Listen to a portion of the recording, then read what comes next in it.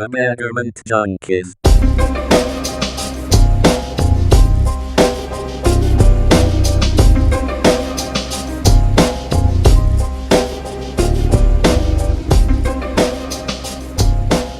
Good morning, good evening, good afternoon. I am Mr. White, Yeah, Mr. Black.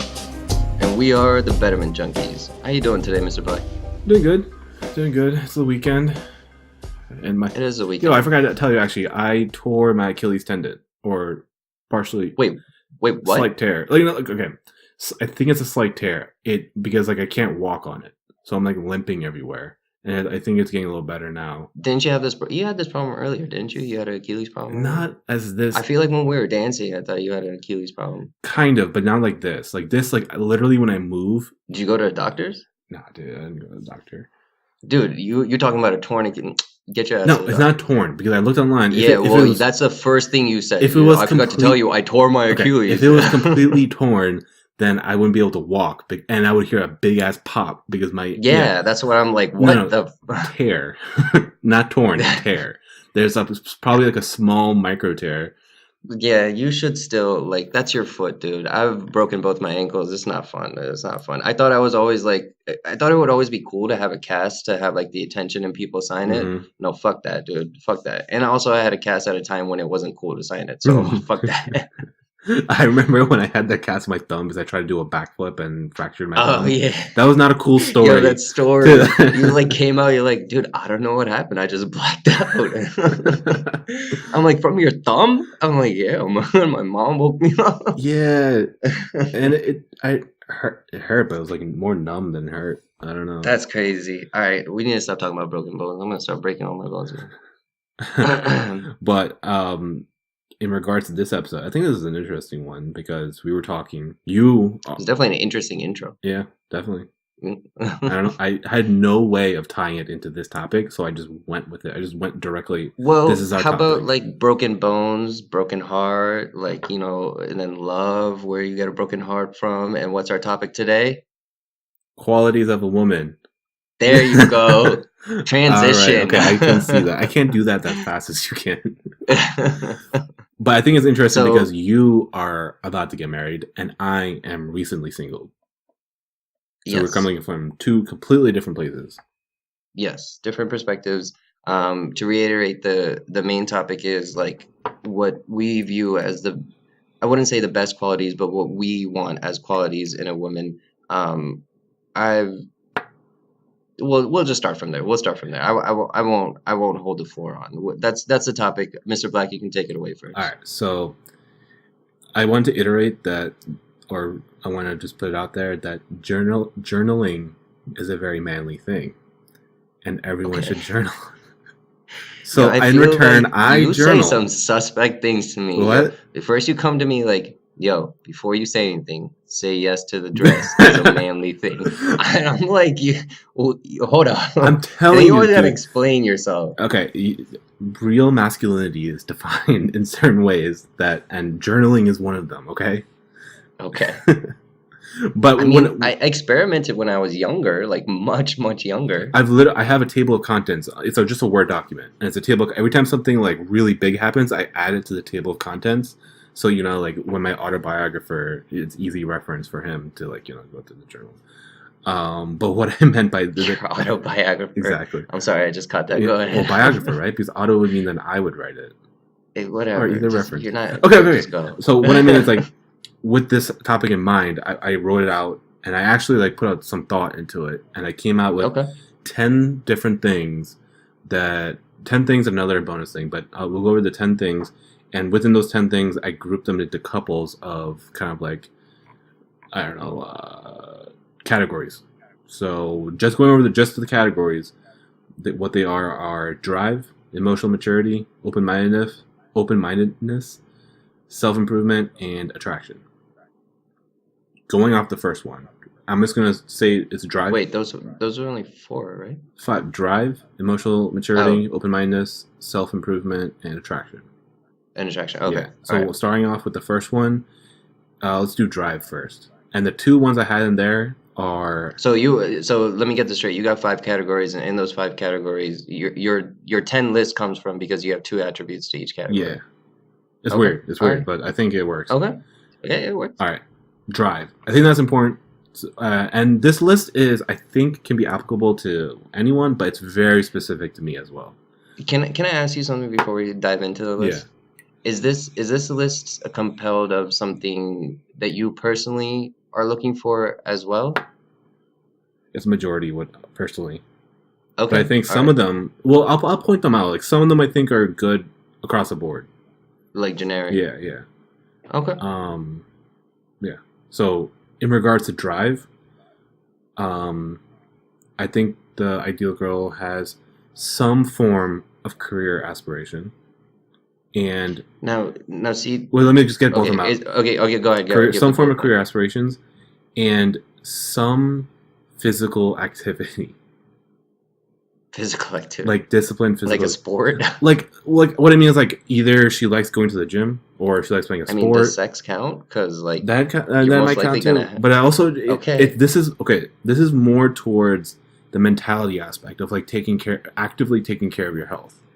Okay, that makes more sense. That's what I mean more about the self-discipline in order to take care of your health. And then in regards to career aspirations, she doesn't have to want to be a lawyer, but if she's happy working at wherever she's working right now, great. If she's not, then she's gonna work to get to somewhere she wants to be. I don't like the whole princess idea of like I need a guy to like just take care of me. No, but okay, now I understand where you come from with the princess mentality, but what if the drive is like there's nothing wrong, like we've talked about on a podcast before where you conceded to the fact like you see the value in a stay-at-home mother or even a stay-at-home father. Yeah. And like what if the drive is to be the best of that, even for a woman to be like I've met women in my life that their drive is to they want their own career, but eventually they would love to be that stay-at-home mother like they saw their mother doing, and they would love to take care of the children, have a sustainable husband. Like those are some aspirations as well. So does that not equal there's into yours? There's two things. I have a personal level. Okay, I do see the ability for someone to be like an amazing housewife and take care of the kids and everything. And it's hard work. But for some reason, I feel like that should be not stumbled upon to, but like that can't be your life plan. You have to have a backup plan. Like you have to have everyone. Yeah, I mean, the people who are just like, what do you want to do with your life? I want to be a stay-at-home mom, and that entails you finding someone to make you a stay-at-home mom. Like that is not something like I'm down for. Okay, so the drive shouldn't be like someone should be able to make me the stay-at-home mom. The drive should be like I'm gonna fall into this through my own way. Yeah, or like even better is like someone who like plans it that way, has put money aside to be able to do that, has developed. But see, like I still see the issue of like, what if you have two like-minded people where the man also feels the same drive? What's wrong with that woman seeking out that man? In a sense, aren't they made for each other? Yeah.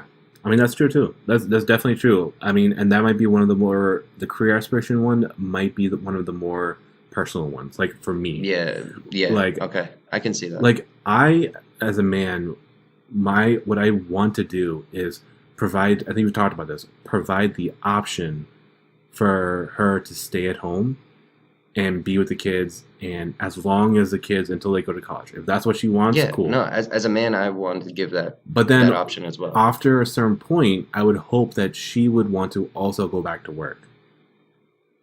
Okay. You know what I mean? And what if it's not work though? What if it's like a hobby, a passion? That, you know what, that might work too. I think so. Yeah, like something like I can't be with someone. Or I don't think it's even healthy to be with someone who's, once they have no responsibility, they don't seek responsibility out. Like they're just like, all right, I can chill now. So this would necessarily mean after like the kids are kind of raised and off to college, like that's not your main particular responsibility. Yeah, like imagine this. Imagine you have kids and you have two kids and they both have now gone to college. And now your wife is home, you're going to work, and you come home every single day, and she just tells you a story of how she just, relaxed, hung out with the girls, got her nails done, and you hear this consistently every single day. Mm-hmm. As opposed to, I would be happier hearing that she has now picked up like a project almost like she has a new skill she's trying to learn, or she's like, I don't know, now she at least volunteers somewhere if she doesn't want to work, or she got some small job she's passionate about. I mean, those are not big things. Like I think people naturally like don't even like to sit and bum around like that too much, unless circumstances come that way. But I don't think that's unreasonable. So for you personally, like the drive is important. Yeah, I think drive is really important. Yeah, I can definitely see that in a quality. When you talk about it, obviously me being the one that's going to get married very soon, I equate it to my soon-to-be wife, and she's got drive. So far, check. So far, check. She's definitely got drive. So yeah, so let's continue. Okay. I think the next one, I'm jumping around a little bit, but I think the next one's important to talk about because it's one of those like no shit ones. It's like attraction. So within that is obviously she's attractive and you're attracted to her. People see, like I like that you brought it up too, because people when they talk about attraction, they usually equate it to being shallow and heartless but it's there's different levels of attraction, but no matter what, like no matter who you are, you may be the prettiest person, you may be the ugliest person, the first thing you are going to see is their looks. And if you are not impressed by their looks, if they're not the looks that you like, then you're not even going to give them the time. So attraction is a big one. It's very important. And and the next thing that's also important is sexual compatibility. I agree with that. You know what I mean? I agree. There are different. I think there are different personality. Like you have your personality, and then a person also has their sexual personality. They can be completely different. Like you would not see. I also agree with that. So like your sexual personalities have to match. Yeah. You know what I mean? It's or not match, or at least be compatible. Compatible. I agree. Compatible. Yeah, I think that's so important for the duration of your relationship. Absolutely. And people always say that looks fade, but your looks will fade together. That's what I always thought. Yeah. And so it's just like it's still important, regardless of this entire thing. And then, so that brings me back to your other point of like when you spoke of drive, like after the kids are taken care of, like you want her to do something. I also like kind of equate it to some of my family members where they have come to that point and now the men take pride that they're like the women have carried the children, they've done the work at home, they continuously do the work at home, so they almost take pride that they're giving this option to just have a normal and relaxed worry-free life now. So it could. You mean like just come home and chill now? Yeah, like I was bringing it back to the drive, but the reason it equates to attraction is like when you age together, it's one of those things where you see like your partner has done so much for the family that you built that now at a certain age, because you guys have matured together, you want to give this worry-free environment and like essentially that's what all retirement is about, right? So so that's why I wanted to but bring also it back like to drive. Just like you were saying with the drive thing, attractiveness will always be at its highest point when someone like you, me, or whoever we're with takes a responsibility in their physical activity and like being healthy, diet, and all that stuff, which I think is absolutely. So, like, I think that's important. The main important thing is like getting fat is different than getting old. Getting old is fine. You can get old and grow together like that. But if someone gets fat, I think that's something that needs to be addressed. I wouldn't quite say it like that, but you are right. Yeah, I mean, like, I think it's very important, and I'm speaking as someone who has gotten fat during a relationship. No, but that if you take care of yourself, then the attraction will also take care of that, right? Like if you are able to take care of yourself, make yourself look good for your partner, and that kind of like first love feeling of keeping each other on your toes, like that. Not only are you doing good for yourself, you've created that drive, but now you've also created the attraction. So it's a win-win. It's a win-win. And I've always believed if you are incapable of loving and taking care of yourself, you're incapable of loving and taking care of someone else. Exactly. And not a lot of people think that. They think, I hate the sentiment when someone's like, I need someone else to take care of me or to complete me. I never got that. I mean, it works to a certain extent after, but the goal should be to try to be complete and then have someone add to the value of your life instead of being like, I'm fucked up. I need to find someone to fix it. It's almost that romanticism from like earlier on, where like your puzzle peaches, peaches, your puzzle pieces, where like you need someone to complete you. You're not complete, but someone else completes you. I mean, it's a very loving sentiment, but taken to the literal sense, then you don't have like a complete relationship, in my opinion. Yeah, I think you get to that point. After 10 years of being together, you get to the point where if now you broke up, you'd be missing a part of you because they've become a part of you. But it shouldn't be like you're looking for your other half because you're a fucked up person. I mean, that's what our culture is now, like Match.com, eHarmony, all that. Everything is about looking for that. Yeah. Okay. All right. So attraction. So we did attraction. We did drive. I think there's another one. This is a little more on the obvious side too. Open-mindedness. I'm just going to list the two off real quick. Open to new experiences. I think is a very common one. And the other one is mesh with Indian family. Or mesh with your current family. Okay, so that's very personal. Well, it's also like mesh with your family and friends. Yeah. So you put that in open-mindedness? Well, okay, I can see that. My Indian family is very, Indian family to an outsider is very different. Very different. Compared to American culture. So I thought it would, be like that. Because if you, like you being married or me in the future getting married, you're going to be with this person for your entire life. If they're not open to trying new shit and doing new shit, I feel like life will get very stale. Absolutely. No, I agree. I agree. Open-mindedness is definitely like a key factor. And again, I look at my relationship and check, like, we have enough of a curiosity and open mind to look at each other's interests and be open to new ideas for the sake of the other person almost. And it's a loving affection. It's not like a necessity. It's a deliverance. It's something that we want. So I agree. I agree with open-mindedness wholeheartedly. Yeah. I wonder if there's like a limit. What do you mean of open-mindedness? Like you gotta say no at some point? Yeah, like like I'm just testing you now. If you say yes, I think you're a little crazy. Yeah, I think like I need you to stop me from doing fucked up shit. And if you say yes to everything and that is not working, like I wonder if there's a limit. Yeah, well then you're okay. Let's relate it back to our name, Junkies. Then you're an enabler. Then that's not the right open-mindedness that you would want in the quality of a woman. That's true. Yeah. But dude, one of the biggest stereotypes that women get in regards to a relationship is being a nag or like someone who cuts down fun. It's a common thing. Like guys love to make fun of that because it generally comes down to because the girl is more rational than the guy at the time. Like because the guy's like, oh, let's do this. Like guys can be rational and logical.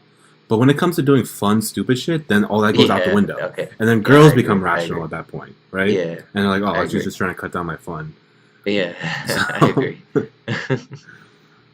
So that's a good notion you brought up. I mean, that's as two male speakers here, like it's good to see that like you understand a woman's perspective as well. So because a lot of people do think, I mean, even like our parents' generation, that's all it is. They're filled with so many women jokes and filled with like a patriarchal society. So it's kind of embedded into the culture as it's passed down from generation to generation. But I love a good sexist joke. I love like a misogynistic joke. I think they're the most hilarious types of jokes. They are. Because you relate to them and you feel the joke. Yeah, no, it's true. Even the vice versa ones where it's like, oh, you ask the man like, oh, what do you want to do? You want to buy that house? He's like, no, I don't know. I gotta ask my wife. And like that's still like, it's still true. Like, yeah. But no, okay. So I agree with open-mindedness. It was right. Yep. And the family aspect, of course. Yeah, let's talk about that for a little bit. I mean, I think a lot of people are like, if my family doesn't get down with her, then fuck my family. Like, that doesn't work in the long term.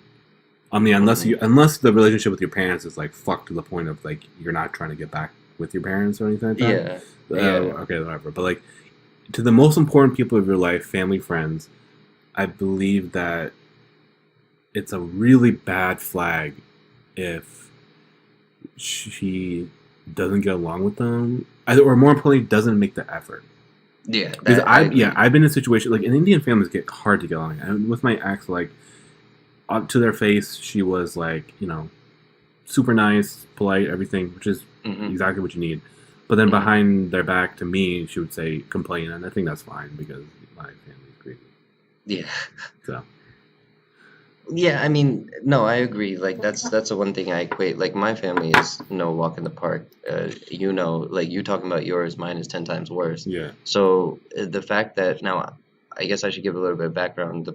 My soon-to-be bride, who I'm gonna marry, is an Indian girl, but she's not from the same state that I am, and she's not from the same caste that I am, which is a big deal in Indian families. So it was a big deal, an ordeal to get to this point of both families to even accept. But she was growing up a separate way and I was growing up a separate way. So it's very different for her and it's very challenging for her. But her willingness to try, open, understand, and respect the culture, like that's all. That's all. As much complaining she wants to do behind the back. I mean, obviously there's a limit, but like even I wouldn't cross a limit with her family. That's still respect. Like I would still want to show respect. So the complaining behind the back is fine. That's something that we work out as partners. Because as you were saying it, I'm thinking like we're talking about our parents, like that's our family. But like to our parents, this is their family. When did they become that I'm part of my parents' family? I know it's when you have children. The metaphorical and physical act is when you have children of your own. Yeah. But that ideology change in your mind of like my family now, and the parents even become your family. It's not you're part of their family. The parents get old and they become your family. So it's this. It was just a weird. I kind of forgot where I was going. That is weird that happens. Like when you have kids, then all of a sudden becomes your family. Yeah. As opposed to like I guess what I was saying on that is because the willingness and the openness to try to be part of someone's family is a great ordeal in someone's life, regardless of who you go to. There's always in-law jokes, and because it's a common thing when cultures clash. Your parents don't get along and shit. It's a common thing. Absolutely. So the reason I brought it up, and maybe if any women listeners and they feel like they go through this trouble and like don't know how to deal with in-laws, and same with males. Like think of that what we just talked about. Like in your life, you're gonna change that ideology of that's not your family. Like like your parents, now it's your family. Like you're in charge, and then it's gonna be you two. It's not gonna always be like. What I mean is, there's the tunnel to the end. If you are willing to try with the family, eventually you'll be your own family. Yeah. I guess that's what I'm trying to say in a long-winded speech. Yeah. And the last thing I would add to it is like, one of the times, like I think it was Christmas, me and my ex we left, and she was upset, and I was like, I told her I thought I was on the right. I was like, you need to like, be okay with my family, and you need to do that. Like this has to work. For this to work, you need to be okay with my family.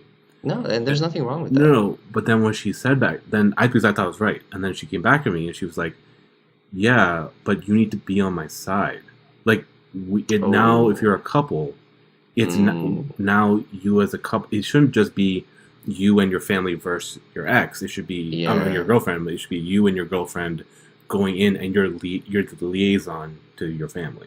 Yeah, that's how it should be. You should like if especially with huge cultural differences, if they say something and it seems disrespectful to your girl, then you have to that's your job to mitigate it. It's your job to either tell her like she didn't mean it that way, or tell your mom like, "Mom, that's not cool." Like yeah. No, I agree. That's all you gotta do.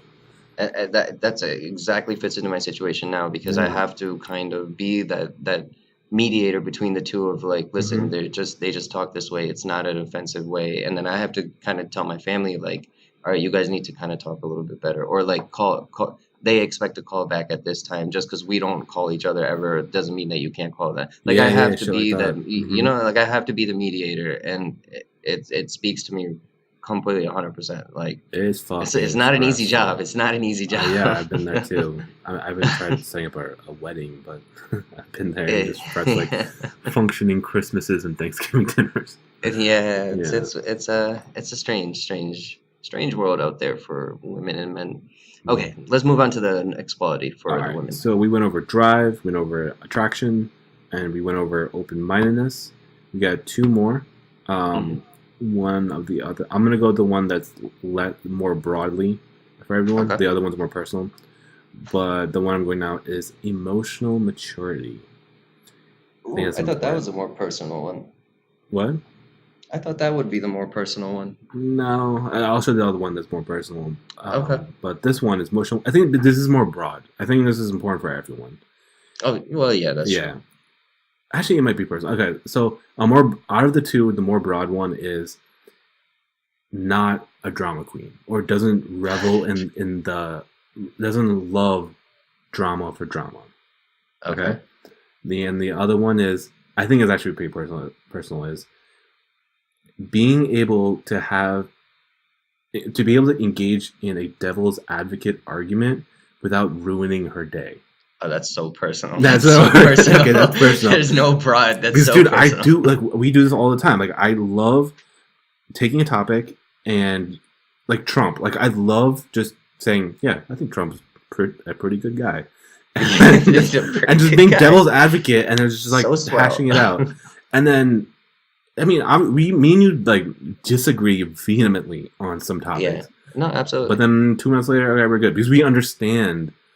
And whoever you do this with, like, you understand that you're just talking to talk. Yeah, and no, absolutely. Just debating. So it's almost like challenging oneself, not in a negative way, but in a positive aspect. Yeah, like challenging each other's beliefs. I guess beliefs and yeah. Okay. No, I mean, there's nothing wrong with that. That's all. That's still like the sentiment of like keeping on your tippy toes, first love, feeling. Like I do agree with that. Emotional maturity, as broad as it may sound, 100% agree on its importance. Like it may be one of the number one things on the list, because as well spread out, you have this list that you made for qualities in women. I have 2 qualities in a relationship that are important to me. 2 aspects, and I've said this on a previous podcast, and that's a physical life and an emotional life. And emotional is one of the most key ones. And I've said before, you can't have a great emotional life and lack a physical life, and you can't have a great physical life and lack an emotional life. Mm-hmm. Your relationship is not going to survive, and that's for any man and woman. That's not just a quality I look for in a woman. Yeah. The emotional aspect is it's cruel. It's cruel that it's like, you think you're emotionally mature when you're not. Time is a very cruel thing, and you learn kind of off base and after the fact.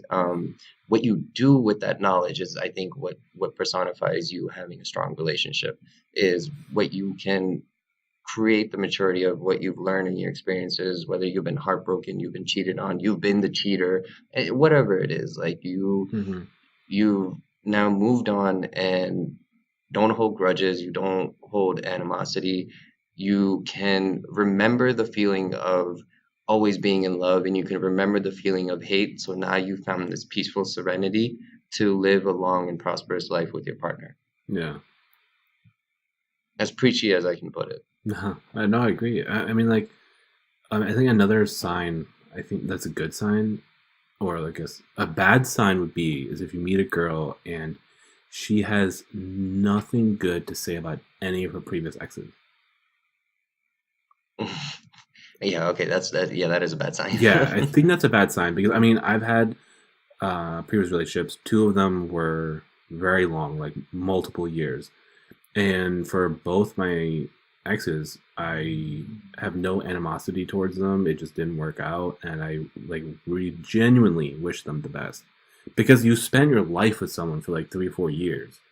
So, and you've matured to the point of like, yeah, it didn't work out between us, but then someone else who's not emotionally mature, they go through like these ups and downs, and then when the relationship breaks, they're heartbroken, and there's like, they're not emotionally mature to the point where it's like, all right, we're not each other's life partners. We're not 1 in a billion that are meant to be each other. That's fine. I still wish you the best. We spend time together. Like, they're not mature enough to that aspect. Yeah, I agree with your explanation. When I agree with you right away, I didn't exactly agree with you saying that if you have nothing good to say about your exes, because that can be taken literally as in like, because people sometimes don't like to hear about exes. So if you have nothing good about your ex and now I'm the good thing, like, so that's something completely side note and being very literal. But with your explanation, I wholeheartedly agree. Like, obviously, you don't want them to be like, "Oh my god, my ex was the best." No, clearly, you don't want that type of relationship. Okay, so emotional maturity, we both agree on. I mean, like examples of bad emotional maturity, just real quick. I think one of the big examples is like neediness, like not okay with you hanging out with the boys because she's insecure about you having more fun with someone else than her.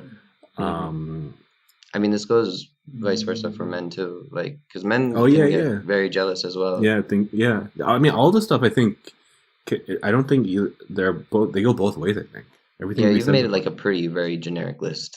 Yeah, There are some very personal things on there for you, but these are things of like a checklist. So the next time I go on a first date, I will be bringing the list. You'll bring the list, and you'll have a little black book journal. Exactly. As she's going off, you're like, "Oh, check mark."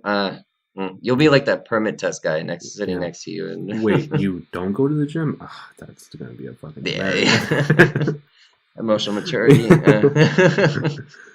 And I'm like, the funny thing is like, essentially when you meet someone, like I'm pretty sure that no one's gonna qualify for everything on the list. Of any list you make, any perception you have of going like when you're single, I think, and then going to a relationship, you're going to compromise on some things because I feel like being in a relationship is more real than what you think it is. Oh, absolutely. Yeah. Compromise is like the one way you're going to work is if you learn how to compromise and be happy with that compromise. Yeah. It shouldn't be a compromise because you have to. It should be a compromise because you're willing to. That's the difference in the compromise that you should have. Yeah.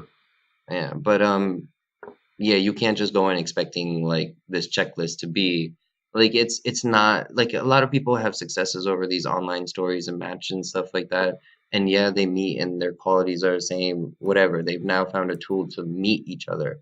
But the actual checklist in between, that's not real. That's not like once you even meet that person, those checklists are gonna go out the window. Like once you start living with them, like there's gonna be certain things you love about them, certain things you hate about them. Once you can love to hate those things, then I mean that sounds weird, but like that's a level of maturity where you have a strong foundation in your love. You're not just trying to be excited and trying to do new things. You found that level groundedness of I don't like this what you do, but I love you, so I'm okay with it and we can work through it kind of mentality. Okay, wait, I agreed with you in the beginning, but now I disagree. I kind of lost myself. No, you were making the perfect point, but then as I was thinking it over and looking at the list, I'm like, wait, I can't compromise on any of these. These are very generic things. You know what I mean? Like, think of what it's not compromising on like you shouldn't compromise of like, oh, you're not mature enough emotionally, like you still have a high school girl's mentality. I'm talking about this list specifically. So like so far the things we talked about, I think these are maybe if something's glaringly not there, it may be a sign. But if it's like compromise is definitely necessary. Yeah, like I don't know, like compromise in the category of like attractiveness if she has like a fucked up toe. That's compromise. Yeah. I guess you're trying. You're taking one for the team right there. Well, I meant more compromise and like I know. You know what I mean. Yeah, I know. I'm not gonna go re-rant on that. All right, emotional maturity. You have anything to add to that? What was the second point on emotional maturity? It was personal for you? Oh, devil's advocate. I think what was important is not ruining their day. Okay, so or your day. Or I mean, this goes both ways. Like whoever, it's personal because I like talking about the news. I like debating about certain topics. you shouldn't be annoyed to be around your partner. That's a very Yeah. like in that sense, like if you're annoyed about every time you guys talk and you like your difference of opinion starts an argument or like something like that happens, when you basically like are trying to avoid them in your own home, that's not a good sign. So Mhm. I agree with you. It's very personal for you, but I agree with you on the devil's advocate point. I also kind of broaden that to like sharing interest, whether it's Yeah. not similar interest. Mhm. So like I equate it to who I'm getting married to is I love comic book shit. I love video game shit. Like Mhm. I'm still a child at heart sometimes, and she knows this. She full-heartedly knows this, and she loves me for it. She doesn't see the importance of it. She doesn't really like it. She's not big in it, but she understands that I do. So she'll be. I recently. Okay, I'm gonna be a nerd out a little bit. Kingdom Hearts 3 is coming out, so I recently purchased like all the games of Kingdom Hearts in this bundle that's awesome. It's only $100 and I got like 9 games in it. Anyways, I digress. I'm like there sitting contemplating on whether I should do this, and she's all hype and excited for me, like, yeah, get that shit. And she has no idea what she's talking about. She's Yeah. never Yeah. heard of Kingdom Hearts before. Mhm. So like it's that type of level of interest that like it challenges you and it keeps you like it in turn it makes me feel like, all right, it's not like a give and take, like, okay, she gave me something, now I have to give her something back. I internally and wholeheartedly now feel and want to, all right, what are your interests now? Like, let's go do something you like because she gave me that. Yeah. I think It's- that's really important. Like yeah, as opposed to her being like, why the fuck do you like these games? yeah, Like to her, exactly. like okay, I'm gonna give an example on a reverse note. I in high school went on a date with a girl to the mall. That wasn't like we just went to the mall together, and we were just joking around. And she looked at a purse and through the mall, and I remember it being very expensive. I don't know how much it was. And then I proceeded to shit on the fact that she wanted an expensive purse. Like it doesn't make sense. Like I'm putting on these logical points and all this stuff. And later I realized that like how annoying I must have been. Because if someone likes something and you're just throwing logical points out at them, like why the fuck do you like why like it? It's not you need It's to. especially not good for a first date. It wasn't a first date, but it was just Okay. like I was high school, so it was not particularly smooth back then. But Oh yeah, I got stories. Can I tell a story? no, that's for another episode. But uh, I got there's a stories lot. about your ass from high school. Yeah, there's a lot of those. Yeah, but I mean, just like you have to understand the other person in regards to like they like this shit. So all right, then you got to try to like it. Yeah, Or you gotta. It doesn't mean you always have to like it, but you gotta let them like it at least. yeah, definitely. Yeah. That means we're on the last one, which Okay. I think is actually optional for a lot of people, but this is really important to me. And actually, I don't know. Maybe I don't know what you think, but it's the category of self-improvement. One of the things that I would say I'm looking for in someone is they have they have had to overcome an obstacle that required self-change, Hmm. and the other one is the other one is a relationship in which you both push each other, but not to the point where it's just like a boss pushing someone. Okay. I've been in I think we. relationships where it's just been like, if I don't feel like doing something, then my partner would just be like, "Yeah, cool, don't do it." Or like if I'm working hard, they'd be like, "Why are you working so hard?" Like, so then it's harder to work hard because it's just like like you don't have. I don't see them working hard for something as well. Okay. Yeah. No, I agree. I think we covered both of. I don't think it's optional. I think a lot of things we said covers under those two things that you said, especially with self improvement. Well, actually, no, because I know people who I know, like, they both go to work and they come back and they both love to just chill, play video games together. It's like when I get home, I'm studying for my job But or I'm see, studying for okay, something so else. You know what I mean? I understand where you're going with this. I Yeah. understand where you're going with this. But to you, self-improvement is something different than to them. So that's something you have to understand. If they are content in what they are doing together, then they have created their self-improvement the way they have. So Okay. your self-improvement to you is a matter of you need to make me better and I need to make you better. Yeah, but also on a more personal level, like we both need to be okay with just hustling. No, what I mean is like we both get back from work, yeah, we chill and stuff, but like I don't know, it'd be weird for me if she's not working on something. No, If I we get get it. home and every single night is just us, like, you know, chilling. Then, Takeout and TV. yeah, like I don't want to do that with my life. But then Mm-hmm. I can't be just doing my work. It'd be better if like I got home and we hung out and then do some work and then she's doing her own shit. Like that like that's what I mean by that. Yeah, no, I agree. Yeah. It gives you like, no matter how many years you live with a person, you always need that kind of sort of independence to be yourself. There's nothing like being yourself with yourself. Yeah. It's just it's like going to therapy. You know, Mhm. you need to discover yourself, and that kind of attaches to self-improvement. I like the fact that you said you need to have gone through something for like self-change.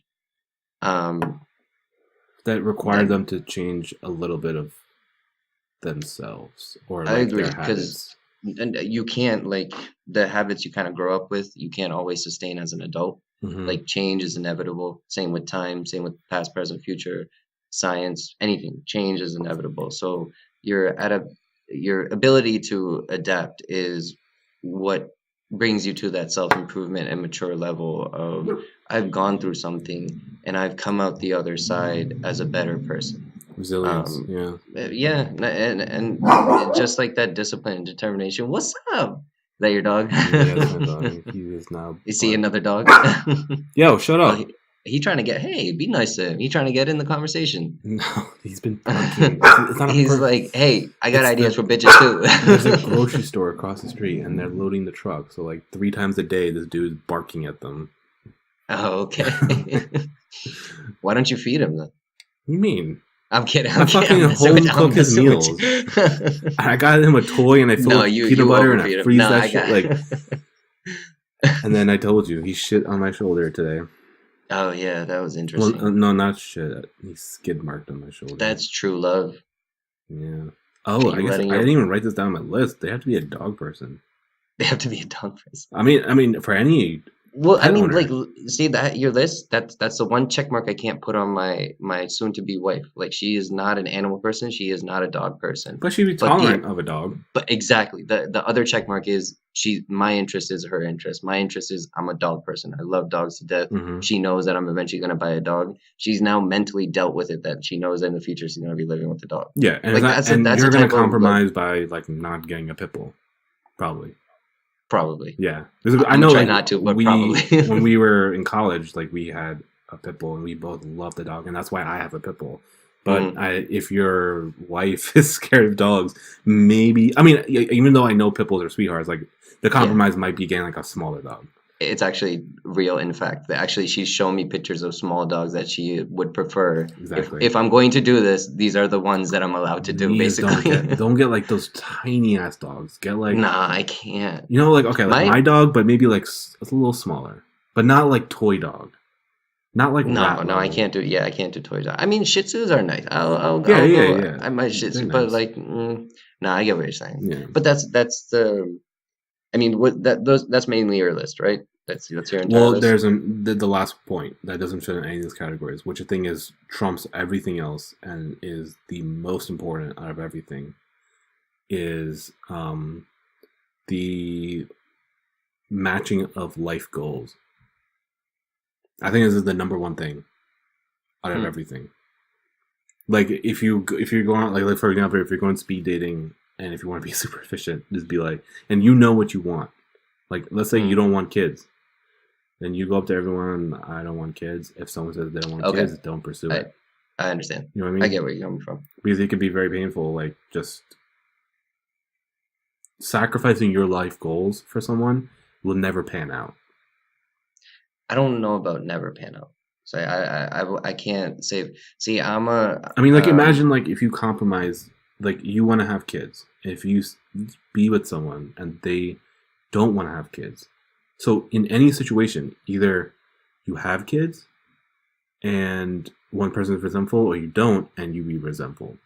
this is what I like. This is why I like that you have the list. You're a realist. This is what you want, and this is what would drive you for a good relationship and a good person. And I have always kind of been a romantic, and it to me nothing is impossible. To like you in the example that you gave of someone not wanting kids and then someone having kids, there is nothing like that spark of feelings and emotions you get when you're with someone, and all of a sudden your ability to compromise is more than you thought it would be. Your ability to go far and beyond is more than you thought it would be. Yeah. So I can't say for certain, like life goals for sure, you got to be able to strive for something. If the person doesn't want to be like a sit at home takeout person, and that's who you are, you're gonna run into struggle. Well, okay, let me give you an example that's different from the kids. Like, I have my dog, right? I've had him for 3 years. If I literally met my I don't believe in soul partners, or what is it called? It's not soul partners. Soulmates. Soulmates, Soul yeah. partner. Soulmates. Soul partner. I don't believe in soulmates, like one Okay. soulmate, but like let's say I did. I met my soulmate tomorrow. Okay. And she said, I'm allergic to dogs, or I don't like dogs, you have to get rid of your dog. I would then walk away. Like, it would fucking suck. It would be horrible, but in my current life goal, I have a responsibility to my dog. Like, No, but it's no, my that's responsibility. completely understandable, because Yeah. that's almost relating it to a kid. Like you're like, I know it's not the same, but Yeah, like, yeah. Some people would get it, but if your for me, partner, it's not. yeah, that's very serious. That's a very serious example you give that I can't even argue But that's what I against. mean in regards to life goals. Like, I mean, obviously there's room for compromise, but what I mean is, like, I've done this before, and I know a lot of people do, is that the relationship's going really good, but then there's huge discrepancies in what the plan is for what you go both to your life plan is. And you ignore it because it seems far away. That's what happened to me. And then after that, you both, it's too much. It's like for big things like that, it's too much to just ignore. So it's interesting. We started off saying like you're coming from a perspective of recently being single, and I'm coming from a perspective of recently getting married. And it kind of shows in our ideals. You have very realistic ideals. You're not currently in a relationship, so your ability to compromise, I mean, not to say like the dog thing is a compromise that you should even consider, but like your ability to compromise is on a paper level right now, because that's just, you're looking for someone, you don't have someone. Yeah. It's not a bad thing, but it's just what it is. It's realistic. The reason I bring that up is you gave your list of what you look for a woman, the qualities you look for a woman. Well thought out. Definitely, like, I took up most of the podcast, which is perfect. Like it was a perfect list to my. There's a lot of things that you can debate about, and there's a lot of things that I agree with. My thing is when you came up with this idea of the podcast, I didn't write anything down. I just looked at my experiences, and I've fell in love a couple times in my life. It's almost one of those movies where like there was a romantic comedy movie I saw a very long time ago. It was with like Ryan Reynolds, and he tells like his daughter about 3 women he had in his life to guess who was the mother. And Oh shit. yeah, and I've felt that type of distinct difference in relationships.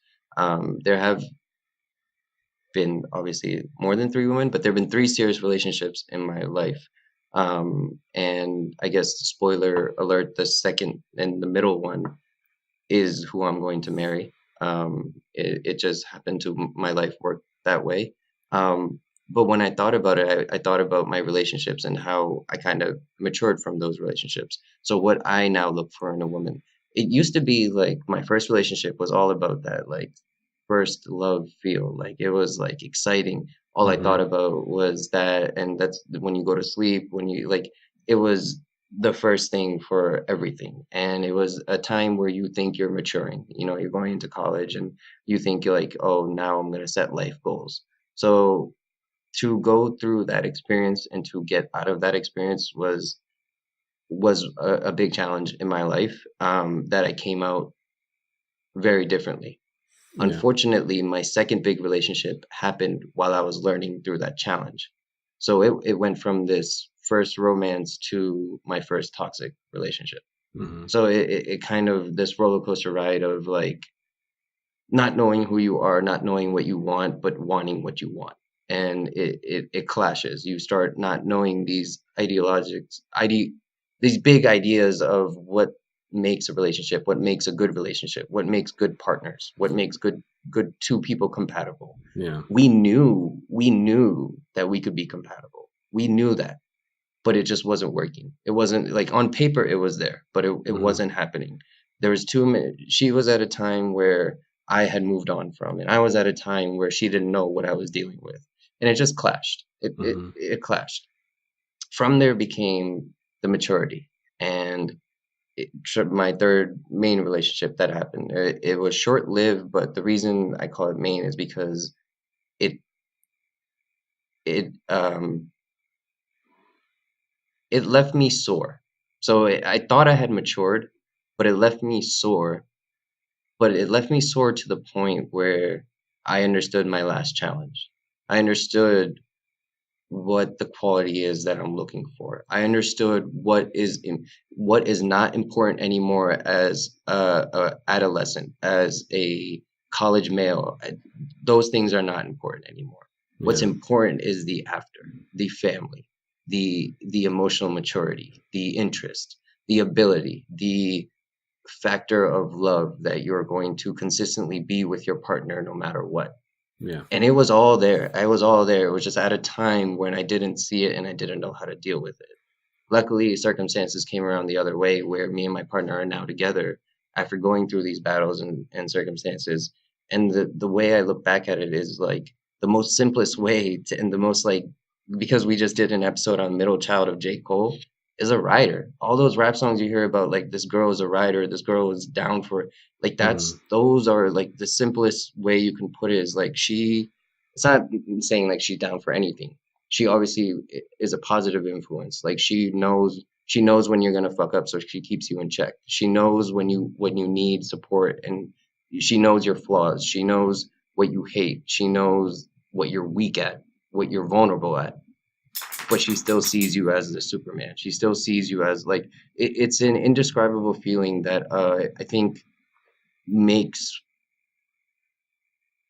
the relationship, even at its lowest and worst point. Yeah, I mean, I think the way you're describing it is way more of a poetic way. Absolutely. Yeah, in the hip hop world, I would say. Yeah, absolutely. Definitely the poetic way of saying like true love, and I think throughout history there have been different terms that are used to kind of just describe this feeling of being with someone who's just the person. That feeling, like, I mean, like, I think, like I've bulleted point down, I have like subplot points and all that, and that's one way to look at it. And another way to look at it is just like, I feel like, when you know when you know, and you feel that way about someone. The reason I bring up those trials have led me to see like it's not about knowing when you know, because there was different times in my life where I thought I knew. It's more about the other important things. Those little things, those bullet points are now they're there, but in a much more bigger picture. It's like it's not just bullet points on paper you've looked for. You've now had the ability to stick it out with someone for the betterment of yourself and for your relationship. So now you see that those bullet points you had on paper that you kept searching for everywhere else were right there. You just had to let that go and let those bullet points come to you. Yeah, which is why, I mean, it's in the same topic, but is why I'm so for dating as opposed to arranged marriage. It's arguable. That's a very debatable thing. I don't know, man. I don't know. It's just like I feel like if there was a new country discovered, like, I mean, we both did the dating route, but we come from a family that does the arranging route.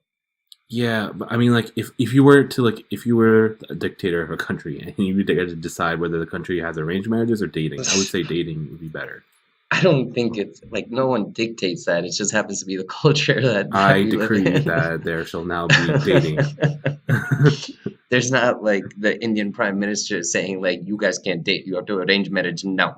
Like that's not how India works. Like it's a cultural thing. It's I know, but what I'm saying is like as a society, in a society, it's better if dating is implemented over arranged marriage. I think so because you get when you date and you go through breakups, if you are an adult and you are not just this whiny child, you'll learn from every relationship. You'll become a better person. Okay, in that aspect, I get what you're saying. You have to kind of learn from different people, and you can't just like jump in with just what you've grown up with and what you want, and then just have a partner be that part of that life without self-improvement and things like that. Yeah, because I've seen like other Indian people who gotten married, and some of my cousins and stuff, and they're getting married, and I see them go through that like cutesy high school phase.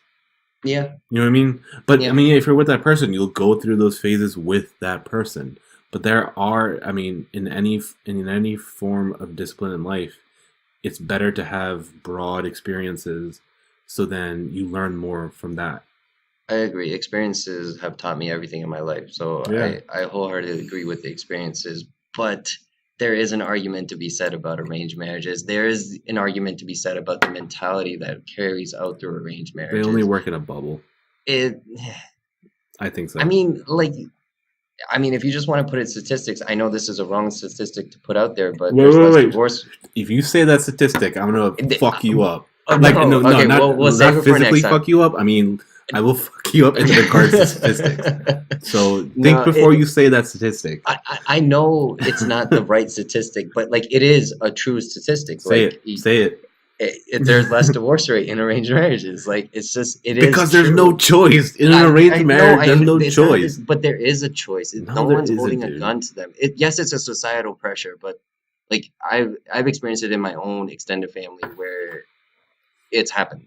And it's happened for like because it had to happen. And yeah, the society is like kind of like what the fuck, but the society also understands why it needed to happen. No, like, so it's not like a gun held up to your choice. It's not, you have the free will. No, you do. Okay, I would say that I don't know. Back in India, I think my culture is a little more liberal than your family would be in India. Probably a little bit. I'm like my family Telugu and you're Gujarati. I think I'm a little more liberal. We're a village family as well. We're not a city. Yeah, family. We're from the city, but I had an aunt who had something horrible happen, and she had to get a divorce. Like something fucked up happened, and she didn't get remarried till 10 years ago. And my parents told me the reason is it's like as fucked up as it sounds. It's frowned upon. No, it's like a fucked up product. It's like literally people saw, she got divorced and they don't want to get married. So, I mean, in a culture like that, that's not obviously they accept it to a certain extent, but not really. It's tough for her. I know it's a hard statistic to bring out there, but if you just want to talk numbers, like the numbers there. If I'm saying is the higher divorce rate is a good thing. It's freedom. It's freedom. It just means that many people got out of bad relationships. But like you should go through your list and go through your life before you commit to that bad relationship, in my opinion. And if for some reason you committed on that bad relationship, I'm still in the old school mentality. Like you committed, like you got to work it out. You got to do something, unless it's like 10,000% unbearable. Like there's no absolute working out. I mean, like look at. But there's so many people that even in American culture that go through couples therapy because they've now ran and dried out everything that they had, and they're still trying because it's a commitment. Okay, but there are so many people out there who are extremely happy in their second marriage. If they had stuck with their first marriage, then they would have been miserable. I know. So it's definitely a debatable topic. It's because I look at my parents, like maybe sometimes they shouldn't have ended up together, but they made it work. Yeah. And they're happy with it. Yeah, I'm not saying that it never works. But what I'm saying is if I was a dictator, there would be. I just recently saw the interview. You know the movie The Interview? With like I saw the first half. Every time you say that, it keeps reminding me of the movie. I would be such a good dictator. God no. All right, I think that was a next whole episode. If you had 10 laws, if you're a dictator. We'll see about that. This was a heavy loaded episode. This is obviously like two males talking about what they would look for in relationships and in women. it would be interesting if at one point we can get a woman's perspective of what they look at males. But this was definitely an interesting TBT to do here. Is there anything else you wanted to add? No. I think we hit all the 10 points. I guess we are in agreement on most of it, and I definitely agree with your point in regard to like that overall feeling that you just know when you know. Yeah, it's not like the feeling. It's more of a mature understanding of. It's not like, oh, I just know. When people say you just know when you know, it can be true, but what they're really saying is they know because all those check marks fit. When I wasn't looking for it, she gave all those check marks, and when I stopped looking for it, it worked. Like that's when they knew. They knew because. But would you recommend someone, like they say all the check marks are done, everything's done, but then there's conflicting in some huge aspect of what you want to do with your life?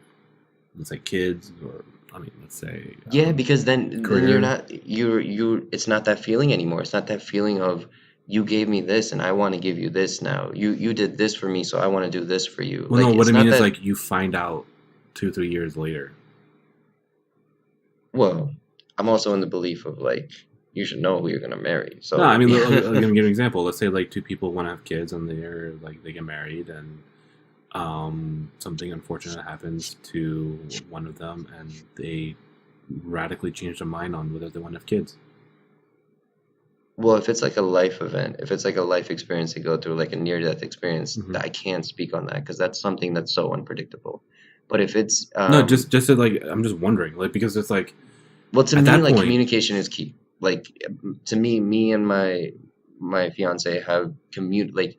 Yeah, we want children, but she wants at a different time. We've talked about the differences in what we want when we go through our future relationship. We've talked about how I'm different and how she's different and how we're going to have to deal with those differences. Like I'm a more laid back person. She's a more very schedule oriented, like detail oriented person. Like those things can frustrate the other person.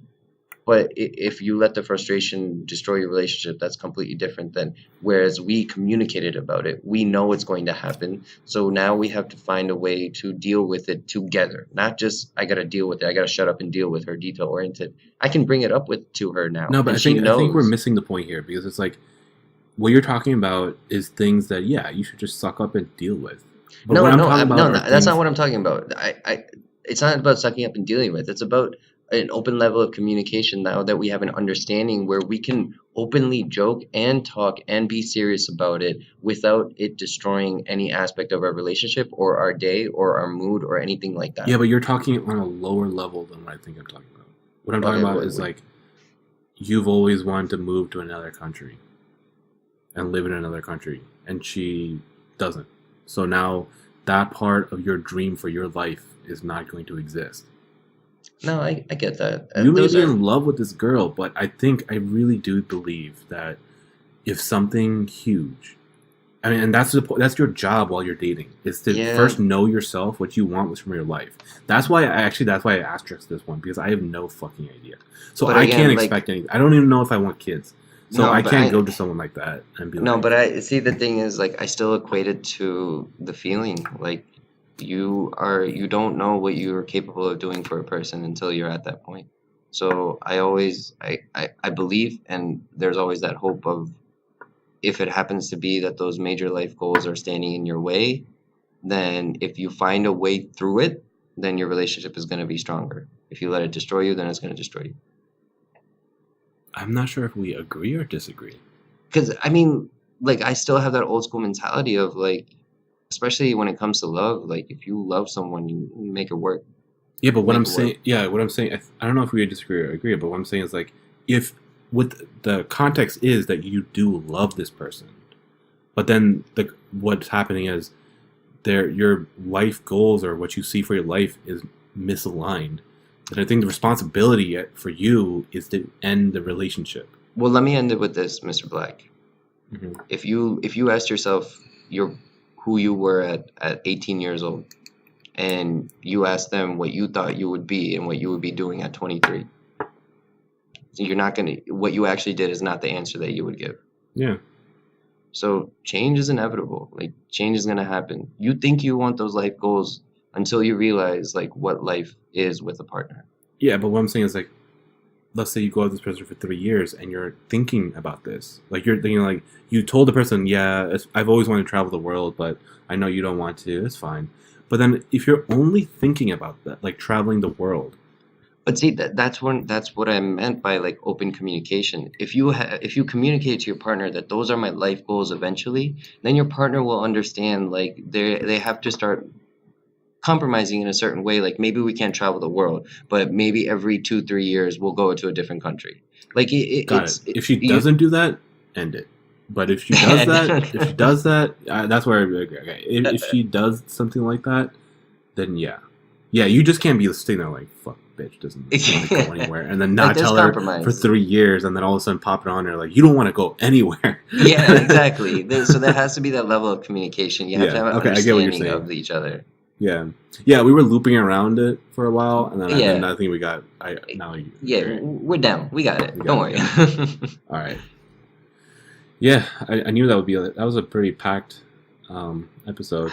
Yeah, man, it was pretty heavy. I need a drink. Yeah, why didn't I get a drink for this? It's a good question. Yeah. Fuck. All right, we gotta have an episode where it's just like we're hammered. We're hammered. Because I don't know how well that episode will go. I didn't post that episode. The first episode we ever did. The very first episode we did. We recorded on a phone? No, we recorded on your laptop. We just did it completely hammered. Gone. Like completely gone.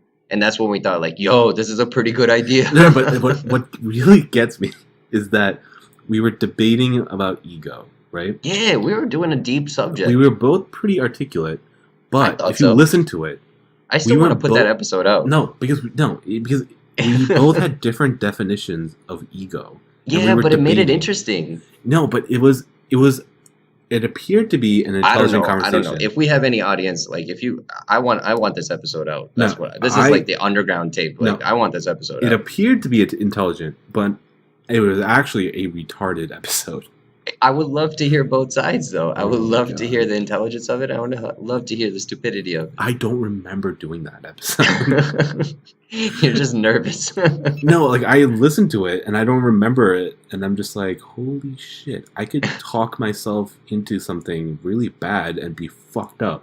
Oh yeah, like that is pretty dangerous. My fucked up part of my brain could tell the articulate part of my brain to do things. Like if you're blacked out and fucked up, right? You're basing yourself on the ability that the fucked up you is not able to do the things you want to do. But it's scary to find out that the fucked up part of you is still operating and you're able to articulate things. I get what you're saying. You know what I mean? You worded it very poorly. The drunk, fucked up me can still navigate this world efficiently. And that's not how it's supposed to be. That's not okay to you. No, if I'm drunk and fucked up, then everyone should know it and inhibit me from navigating around this world. You're worried about your ability to navigate. Like essentially, like if I'm fucked up and I get in a taxi cab and like take me to Vegas. And the guy, and it's across the fucking country. And the guy would be like, no, you're fucked up. But articulate me would be like, let's go to the airport. You know what I mean? Like, I would actually do it. Like, oh, let me take some Tic Tacs. I think I have liquor on my breath. Like, I'll give you that. But, okay. I still want the episode out. Yeah, we'll see. I'm going to listen to it again. All right, we're going over a mark, but Mr. White, if someone wanted to find out more about us and hear more episodes, how would they do that? You guys can find us at our social media on Twitter and Instagram at the moment at TB Junkies, the Betterment Junkies. And to listen to our episodes, they are all on YouTube. We're filing them in order, but this will be a TBT. This is about obviously the equality in women, but again, you can find the episodes on YouTube, the Betterment Junkies. If you like us, please like and subscribe. Share it with anybody you like if you like the topics. We have other topics there. If you don't like this one, I'm sure you'll find something you like. We appreciate you listening. We appreciate anything you guys do with us, and thank you for the journey. Yep. We'll take it. We give each other enough hate anyways. If there's nothing else, I'm Mr. White. And I'm Mr. Black. And we are the Betterment Junkies.